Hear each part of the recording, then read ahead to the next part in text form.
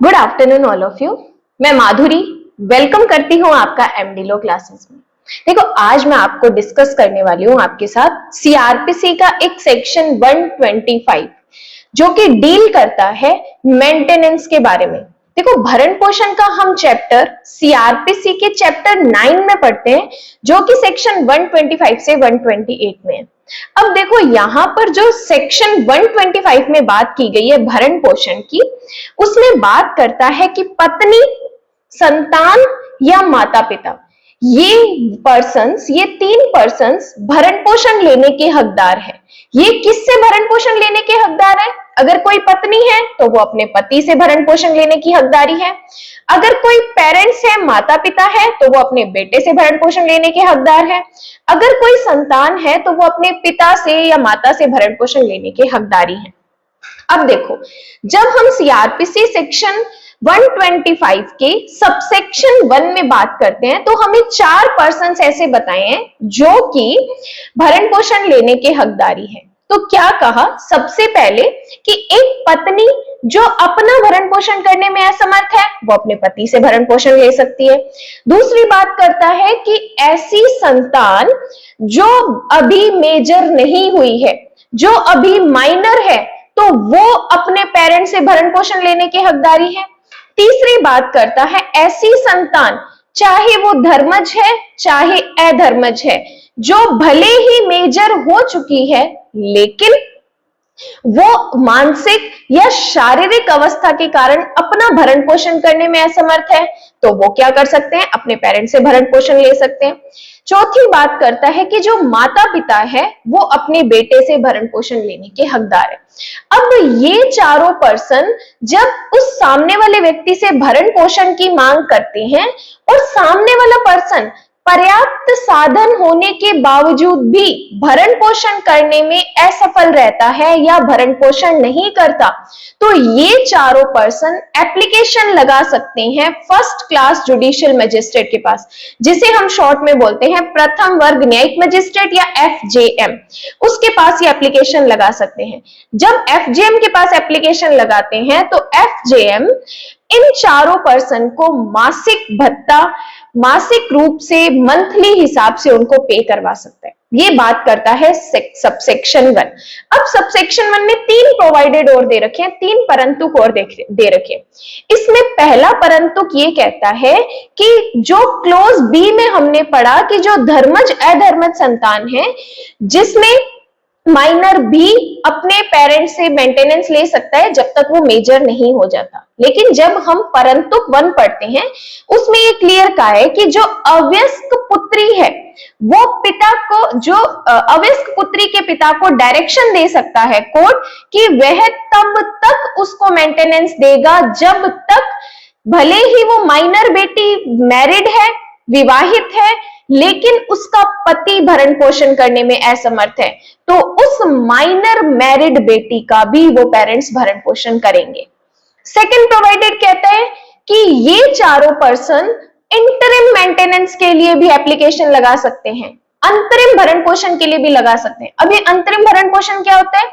देखो, जब मैटर अभी कोर्ट में पेंडिंग चल रहा है, उस पेंडेंसी के दौरान भी कोई वाइफ, कोई पेरेंट्स या कोई संतान अंतरिम भरण पोषण की मांग कर सकता है और मजिस्ट्रेट उसको बीच में भी, जो कार्यवाही अभी लंबित है उसके बीच में भी भरण पोषण दिला सकते हैं। थर्ड प्रोवाइडेड ये कहता है कि जब आप अंतरिम भरण पोषण के लिए आवेदन लगा रहे हो तो मजिस्ट्रेट उस अंतरिम भरण पोषण का निपटारा आवेदन करने के 60 दिन के अंदर अंदर उसका निपटारा करेगा। मतलब जो इंटरिम मेंटेनेंस है मजिस्ट्रेट को 60 दिन के अंदर निपटारा करके अंतरिम मेंटेनेंस को दिलाना पड़ेगा।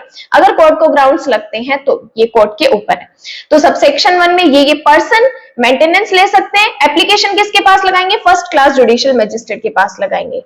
फर्स्ट प्रोवाइडेड ने कहा कि माइनर मैरिड बेटी है और उसका हस्बैंड मेंटेनेंस करने में असमर्थ है तो पेरेंट्स उसको मेंटेनेंस देंगे। सेकंड प्रोवाइडेड, इंटरिम मेंटेनेंस के लिए भी आप एप्लीकेशन लगा सकते हो। और थर्ड, इंटरिम मेंटेनेंस की एप्लीकेशन को मजिस्ट्रेट 7 दिन के अंदर डिस्पोज करेगा, निपटारा करेगा। अब एक स्पष्टीकरण दिया है। स्पष्टीकरण में हमें 2 बातें बताइए कि माइनर कौन है और पत्नी कौन है? अब देखो माइनर कौन है? जो अभी तक मेजर नहीं हुआ वो माइनर है। और पत्नी कौन है? पत्नी ऐसी जिसने अपने पति से डिवोर्स ले लिया है या जिसके पति ने उसको डिवोर्स दे दिया है, और तो और जिसने अभी तक रीमैरिज नहीं की है, पुनर्विवाह नहीं किया है, वो भी पत्नी में ही काउंट होता है। अब बात करते हैं सबसेक्शन 2 की। देखो सबसेक्शन 2 डील करता है कि जो भरण पोषण है वो कब से देय होगा, कब से भरण पोषण देना स्टार्ट कर दिया जाएगा।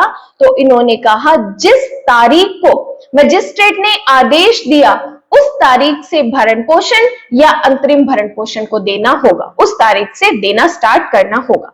उसके बाद बात करते हैं सबसेक्शन 3।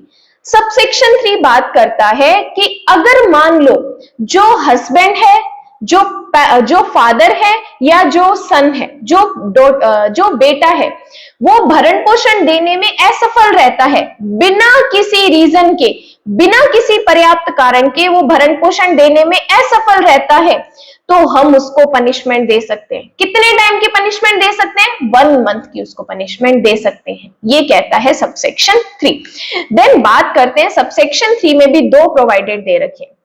सबसेक्शन 3 में 2 प्रोवाइडेड दे रखे, जिसमें पहला प्रोवाइडेड ये कहता है कि जब कोई पत्नी, जब कोई संतान या जब कोई माता पिता अगर भरण पोषण देने में कोई पर्सन असफल रहता है, तो जिस दिन से असफलता हुई उस दिन से अगले 1 साल के अंदर अंदर उनको एप्लीकेशन लगानी पड़ेगी कि ये बेटा या ये पेरेंट्स या ये सन या ये हस्बैंड भरण पोषण नहीं दे रहा है। अगर उन्होंने 1 साल के अंदर अंदर एप्लीकेशन लगा दी तो ही उस पर्सन को पनिशमेंट मिलेगी। मतलब कहने का कि अगर आपने 1 साल के अंदर अंदर एप्लीकेशन नहीं लगाई तो फिर उस पर्सन को कोई पनिशमेंट नहीं मिलेगी। लेकिन अगर बात करें कानून की, अगर आपके पास सफिशिएंट रीजन है कि आप क्यों नहीं केस कर पाए, पर्याप्त कारण है, कोर्ट का समाधान कर सकता है, कोर्ट का समाधान कर देते हो तो फिर कोर्ट आपकी बात को सुनेगा।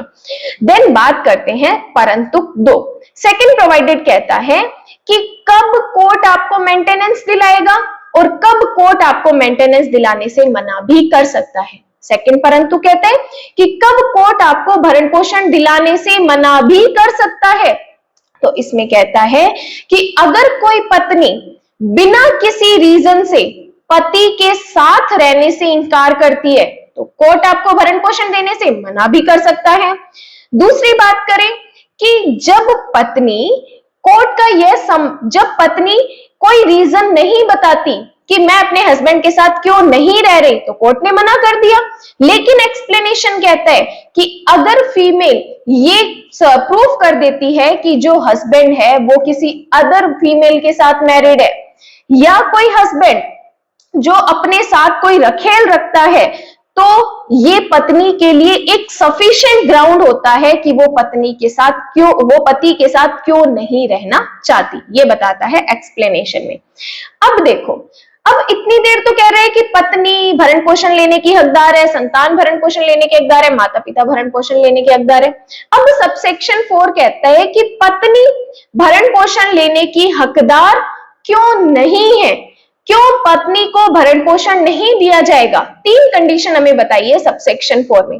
पहली कंडीशन, अगर पत्नी किसी जारता की स्थिति में रह रही है, अगर पत्नी किसी जारता की स्थिति में रह रही है, या पत्नी बिना किसी रीजन से कि उसके पास कोई कारण नहीं है फिर भी वो पति से अलग रह रही है, और थर्ड, जब पति और पत्नी म्यूचुअल कंसेंट से, अपनी पारस्परिक सहमति से अलग रह रहे हैं, तो भी पत्नी भरण पोषण लेने की हकदार नहीं है। ये बात करता है सबसेक्शन 4।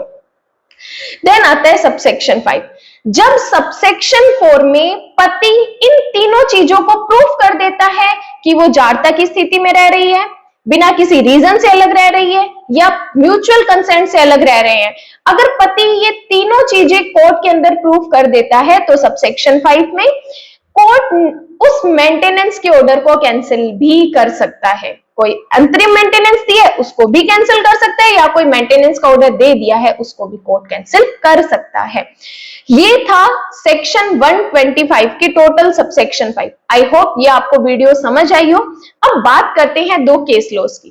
देखो एक केस है शाह बानो वर्सेस इमरान खान का। एक केस है शाह बानो वर्सेस इमरान खान का।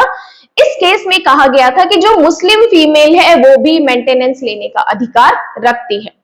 उसके बाद एक बात करते हैं केस की, डॉक्टर श्रीमती विजय मनोहर अर्बट वर्सेस काशीराव का केस है सुप्रीम कोर्ट का। इसमें कहा कि एक पुत्री भी अपने माता पिता का भरण पोषण करने के लिए लायबल होगी, कि एक पुत्री, एक डॉटर, अगर उनके कोई सन नहीं है तो वो भी अपने पेरेंट्स का मेंटेनेंस करने के लिए लायबल होंगे।